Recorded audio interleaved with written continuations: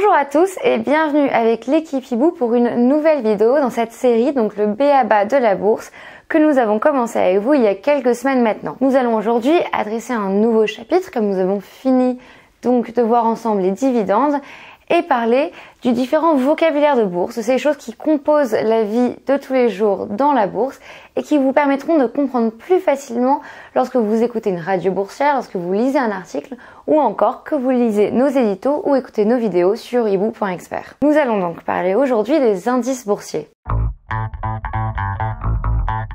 Un indice boursier donc est un indicateur de la santé d'un marché. C'est-à-dire que c'est un indicateur qui vous informe de l'état de l'ensemble donc d'un secteur ou bien d'un marché boursier. Un indice boursier donc permet d'évaluer la tendance d'un secteur ou d'un marché boursier grâce à la performance moyenne des valeurs de l'indice. Le rôle de l'indice boursier, vous l'aurez compris, est donc primordial aujourd'hui afin d'analyser, de comprendre et de mesurer la progression des différents marchés, des différents pays qui composent aujourd'hui notre tissu économique. Certains d'entre eux sont aujourd'hui devenus de vraies figures, sont devenus si populaires qu'on les utilise à eux seuls pour expliquer la performance d'un pays. On prend par exemple le Dow Jones ou le CAC 40 qui sont régulièrement cités dans la presse sans autre explication afin de nous expliquer la performance donc, du marché boursier ou d'un pays.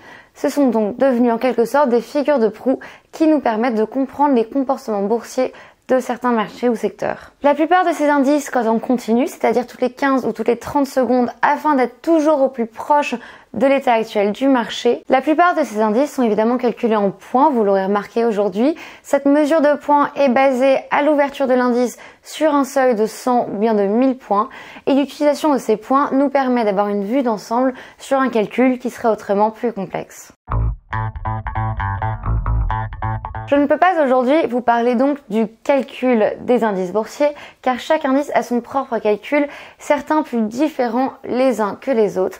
Je vais donc uniquement vous donner certaines idées de référence et certains grands critères qui composent le calcul d'un indice boursier. Tout d'abord, on observe dans un calcul boursier la date et la référence de l'indexation. C'est donc plus communément appelé la date de création de l'indice, c'est-à-dire son année de création, et sa référence de base, c'est-à-dire le nombre de points avec lequel l'indice se réfère à la base, que ce soit 100 ou bien 1000 points. On observe ensuite comme second critère composant les indices, l'échantillon. L'échantillon est lui choisi par un comité scientifique neutre afin d'avoir une vraie vue d'ensemble sur l'indice. L'échantillon est donc un ensemble de valeurs, donc de sociétés représentatives d'un marché ou d'un secteur. Par exemple, pour le CAC 40, ce sont les 40 plus grosses sociétés françaises qui composent l'échantillon du CAC 40. On regarde ensuite le dernier critère qui compose l'indice, le plus important, donc la méthodologie de calcul. Cette méthodologie est donc un savant mélange entre le poids des titres, c'est-à-dire leur capitalisation boursière totale ou bien unique, et enfin ce poids des titres au sein de l'indice, c'est-à-dire est-ce que un titre a plus de capitalisation et donc a plus d'impact sur l'indice ou bien pas du tout. Et ici, c'est là où je ne peux pas vous expliquer plus loin, car par exemple, le Nikkei, lui, ne prend pas du tout en compte le poids des titres, alors que le CAC 40 les prend lui en compte. Chaque indice a donc sa manière de penser. Il faut juste retenir que généralement, leur calcul est basé sur leur capitalisation boursière, la demande de ces titres, et ensuite un mélange dans l'indice même du poids des titres et de ce qu'ils valent. En règle générale, je peux toutefois vous dire que les capitalisations boursières qui composent un indice sont généralement additionnées afin de composer les points qui servent de référence.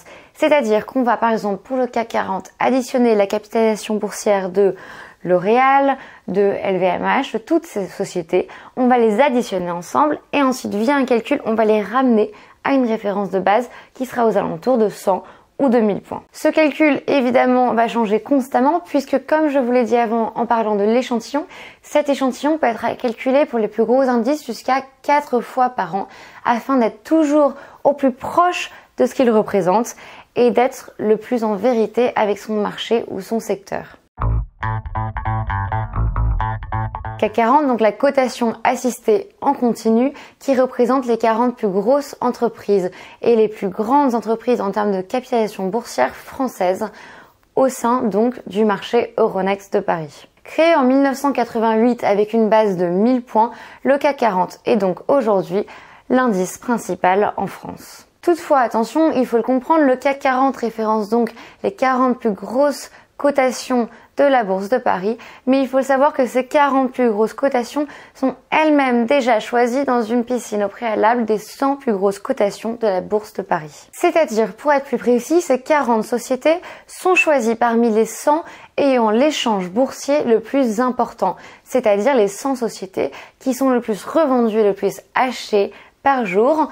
Et donc, on mesure ceci avec donc la Bourse de Paris, c'est-à-dire le NYSE Euronext Paris. Une fois donc cette piscine des 100 valeurs faites par rapport aux valeurs qui ont été le plus échangées par jour dans la Bourse de Paris, on choisit donc les 40 valeurs qui vont composer le CAC 40 avec 3 critères. Tout d'abord, la capitalisation boursière, qu'on calcule très simplement, c'est-à-dire on fait nombre de titres fois la valeur du titre. Ensuite, on regarde la liquidité du titre, c'est-à-dire le nombre de titres disponibles dans l'espace public à l'achat. Et enfin, on regarde le secteur de la valeur, c'est-à-dire le support représentatif de l'économie française. L'indice CAC 40, vous l'aurez donc compris, est l'indice phare de la Bourse de Paris et il représente à lui seul les grandes tendances de l'économie française. Parlons maintenant du CAC 40 et donc de ses sous-indices qui, eux, représentent le tissu diversifié de l'économie française. Nous rencontrons d'abord le SBF 120. Le SBF 120 est composé du CAC 40 et du SBF 80. Le SBF 80 est lui-même composé de 2 sous-indices. D'abord le CAC Next 20,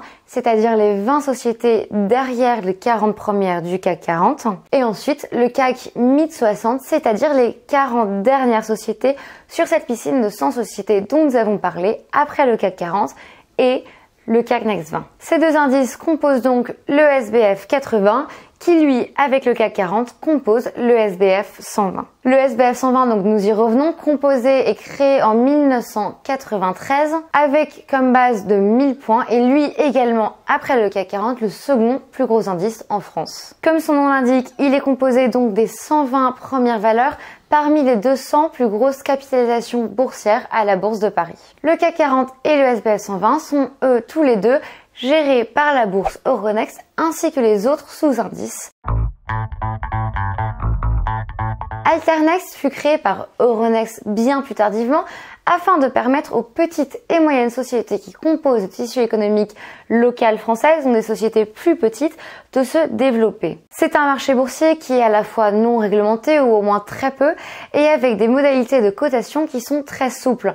Cela veut dire que des sociétés plus petites, de taille moyenne, qui ne profiteraient pas du tout d'une réglementation très stricte, peuvent se développer plus librement et prendre plus d'essor. Il y a aujourd'hui plus de 100 sociétés qui sont cotées au marché Alternext de la bourse Euronext de Paris. Euronext, vous l'aurez compris, donc gère une grosse partie de l'économie française, même si c'est de manière indirecte en gérant les marchés financiers français, mais pas seulement. Euronext gère également sur le marché néerlandais l'indice Alex, sur le marché belge donc l'indice Belvin, et enfin sur le marché portugais l'indice PSI, donc dans chacun de ces pays leurs gros indices de référence. Vous le savez, il y a une diversité d'indices très riche. Nous n'allons donc pas tous les aborder, mais uniquement vous parler de ceux que chez Ibou nous considérons comme importants, ou bien ceux que nous regardons régulièrement afin de nous tenir informés du cours des marchés mondiaux. On observera avec le marché anglais le FTSE, qui est lui-même plus spécifique encore avec le FTSE 100, c'est-à-dire le FTSE, qui lui est géré par le London Stock Exchange. Le FTSE, créé en 1983 avec une base de 1000 points, vous l'aurez compris, regroupe donc les 100 plus grosses sociétés anglaises cotées sur le marché de Londres. Il est donc coté de 8h à 16h30, heure locale, sur la bourse de Londres. Parlons maintenant du DAX 30 avec un nom malheureusement que je ne peux pas prononcer et que vous retrouvez donc écrit ici, créé lui en 1987 sur une base de 1000 points. Il est composé lui des 30 entreprises les plus importantes cotées à la bourse de Francfort. Le DAX 30 est lui fondé sur 2 critères, c'est-à-dire la capitalisation boursière et le chiffre d'affaires. Il est coté en continu, donc toutes les 15 ou 30 secondes, de 9h à 20h. Le dernier indice dont nous allons donc parler aujourd'hui est lui le Euro Stoxx 50. Créé en 1992 avec une base lui aussi de 1000 points, il regroupe, selon donc la cotation du Dow Jones Eurostoxx Market les 50 plus grosses sociétés de la zone euro. Ces 50 sociétés sont, elles, choisies dans une piscine donc au préalable des 326 plus grosses capitalisations boursières de la zone euro. Le Eurostoxx 50 est donc calculé, lui, selon la méthode de la pondération de la capitalisation boursière et il est calculé en continu de 9h à 17h45. Vous l'aurez donc compris, il y a une diversité d'indices très riche. C'est pour cela que nous avons choisi donc de regarder aujourd'hui avec vous uniquement les plus gros indices boursiers européens et français et nous ferons une seconde vidéo pour vous parler des indices donc asiatiques et américains. Et évidemment, nous parlerons du Dow Jones, du Nasdaq, du Nikkei, de tous ces indices, surtout qui en ce moment jouent un rôle très important dans l'actualité. Mais nous verrons ça ensemble une prochaine fois. Nous aborderons également le sujet des indices sectoriels, car même si nous avons vu ensemble les grands indices qui englobent donc les plus grandes sociétés d'un marché, il y a aussi également des sous-indices, par exemple avec le CAC 40, le CAC Pharmacie & Bio, le CAC Electricity, le CAC Chemicals. Nous verrons donc ensemble cela la prochaine fois. Et j'espère que vous n'hésiterez pas à commenter et à liker sous cette vidéo. Et à bientôt avec l'équipe Hibou.